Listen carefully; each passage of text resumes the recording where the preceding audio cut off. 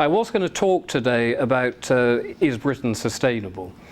But events have rather overtaken that on Wednesday night with the brutal murder of Fusilier Lee Rigby. And as horrific as that was, I am more horrified by the reaction of the media and by the reaction of our government. David Cameron tells us this is a betrayal of Islam.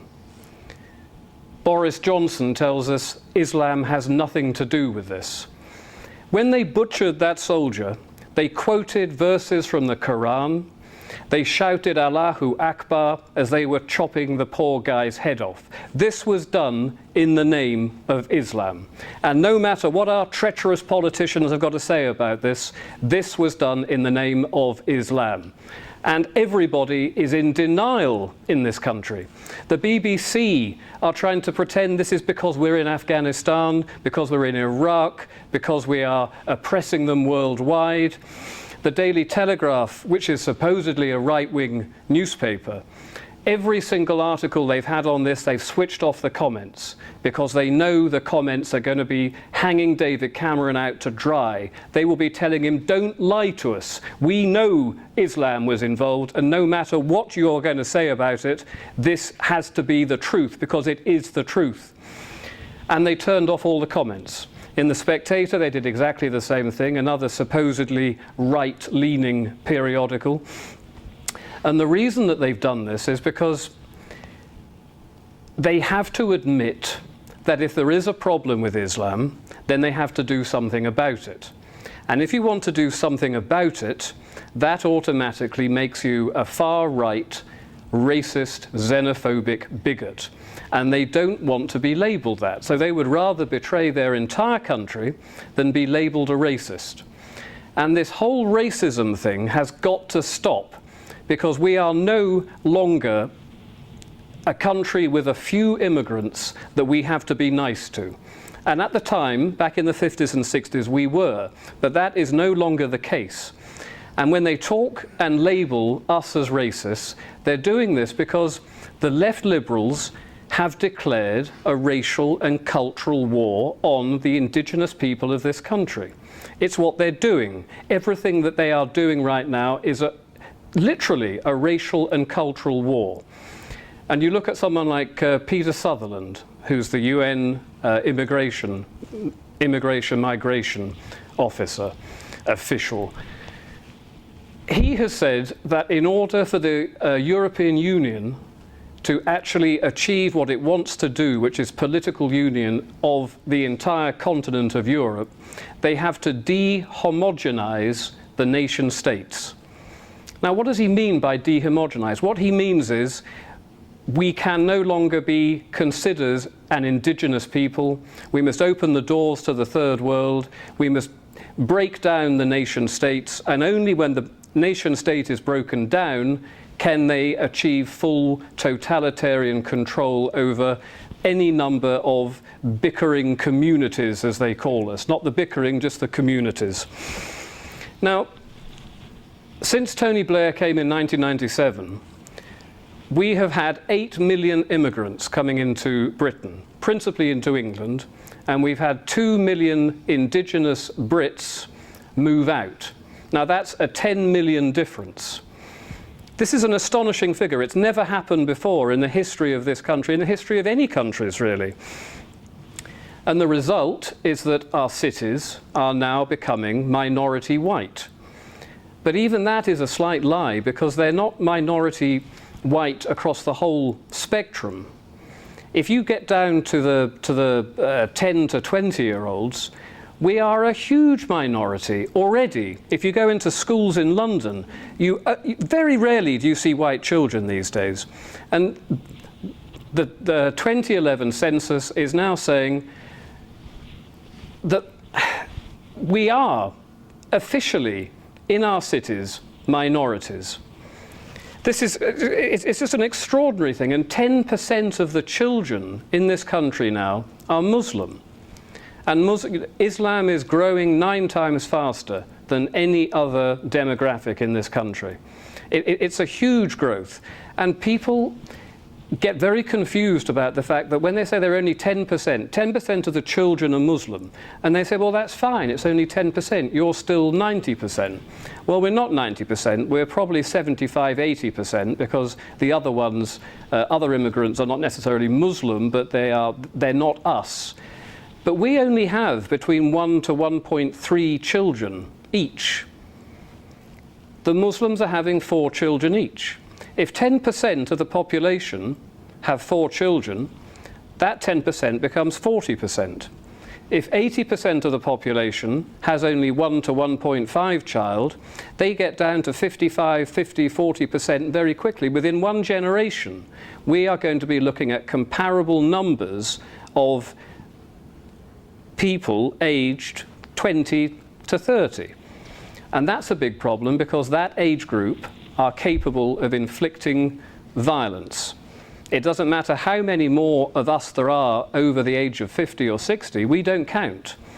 It's the young ones that count, and the young ones in our future are not going to be us. And we were never asked about this.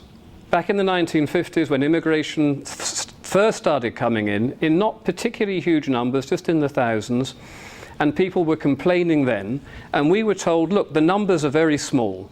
It doesn't matter. The numbers are so small, it will have no impact on your lives. And then the numbers got bigger. And we were then told, look, all right, the numbers are bigger, but they're going to integrate. So you have nothing to worry about. And then the numbers became huge. And they said, well, all right, they're not going to integrate, there's too many of them. We'll introduce this new ideology, we'll call it multiculturalism, and they can have their separate lives and you can have your separate lives, and we'll all get on very well together. And now the numbers are so huge, we are now being told that we must celebrate this. We must celebrate this diversity, this racial and cultural diversity. Douglas Murray, a few months ago, came up with a fantastic example of this. He said, at what point in diversity can we stop celebrating it? When we become 60% of the population, maybe we should still be celebrating our cultural and racial diversity. But when we become 40%, are we supposed to celebrate that? When we become 10%, are we really expected to celebrate that? And of course the answer is no, we should not, and we were never asked. And now, finally, if you don't celebrate the left liberal version of multicultural racial utopia, they will come round if you complain about it, and they will lock you up for inciting racial and religious hatred. They also tell us, of course, that we benefit economically and culturally from opening the doors to the third world. You know, back in 2004, Channel 4 were going to bring out a TV documentary about I'm not going to call it grooming, because it's not grooming, it is, and it's not paedophilia as such, it is sexual slavery, and it's based on racial superiority. It's a racial crime. And they were going to bring out this documentary in 2004. The police in Bradford, which is where it was happening, said, if you bring that out, the place is going to go up in flames, because they'd recently had riots in Bradford. If you bring this out now, Bradford will erupt. Now, this apparently is a result of our communities living in harmonious peace together, which of course we don't. It's an absolute lie. The tensions in Bradford back then were huge. The tensions in Bradford are huge now, but it's not just Bradford, it's Birmingham, it's Luton, it's Leicester, it's London, it's Manchester, it is all across the country. And what do they bring with them? I'd like to know. I like curry. I really like curry, but apart from curry, I don't see anything that they've brought with them. They've brought murder, rape, mugging, huge amounts of crime, and also the numbers are, from a cultural point of view, they've bought nothing. Economically, they tell us that they are, without them we would be an economic failure. But again, this is an absolute lie. We are now told we need to build 5 million new houses between now and 2020. Now, in the old days, when you built 5 million houses, people bought them. But that's not the case anymore. The state is now taking your taxpayer money to build 5 million houses to house people that don't have any money of their own to live in. And we're also told we need to have 800,000 new places at schools. We don't have these places, we don't even have the physical schools. We have to build these. Apparently this is going to cost £100 billion. That's 100,000 million pounds by 2020. We're bankrupt as it is, we don't have any money. The NHS system, which is the National Health Service, is no longer the National Health Service, it is the International Health Service. It is failing, and it's failing because we have opened the doors to people with no money who are coming in here and abusing what should have been a fantastic left-wing socialist ideal, looking after the poor and looking after the oppressed of your own country. And they have destroyed that completely by opening the doors to the third world. Our prisons are full. It costs a huge amount of money to put these people in prison. We don't have enough prisons. We've got to build more prisons, even though it's very hard to send anybody to a prison. It is all just astonishing. 1997, before Tony Blair's treacherous government opened the doors to the third world, our welfare bill was £56 billion. Last year it was £110 billion. Now, why has that figure doubled over that period? If these people coming in are an economic bonus for us, why are we paying £110 billion a year now compared to £56 billion a few years ago? We don't benefit economically. We are paying to colonise with the third world our country, and we do not benefit culturally. We have, as I've just described, everything that goes on. Do we have the moral and legal right to survive as a race and a culture in our own country? We're told by the left liberals again that we're a mongrel race. There's no such thing as the indigenous English. There's no such thing as the indigenous British. You're a mongrel race. You were formed by immigration. Now, to a certain extent, that's true. We've got Roman and Celtic and Viking and Anglo-Saxon and Norman, but most of those physically invaded us and beat us. We wouldn't be that hodgepodge if we had repelled them at the beaches. They invaded us, and as a result, we became who we are today. But from the 12th century until World War II, the English, and I'm going to have to talk specifically about the English now, the English became the indigenous race between the 12th century and World War II. And that is who we were. When we see those pictures of our soldiers going off and fighting, that is who we were. It was our country, it was our race, it was our people. And we have been formed by centuries of the sameness, of the same culture, of Christianity, of altruism. All of these things made us what we were. We were typical, that was indigenous. Tony Blair told us that we could not, under UN guidelines, refer to ourselves as an indigenous people. And the reason he did that was because if we were allowed to say we were indigenous, what he was doing would have been illegal under the UN treaties. I have to read this bit out to you. The UN Declaration on the Rights of Indigenous Peoples states every indigenous individual has a right to a nationality. Indigenous peoples and individuals have the right not to be subjected to forced assimilation or destruction of their culture. Multiculturalism is destroying our culture. Multiculturalism tells third world people that they have a history, a heritage, a tradition that they should be proud of. They tell us that our entire past is colonialism, oppression, slavery, murder, warfare. We are not allowed to have our own culture.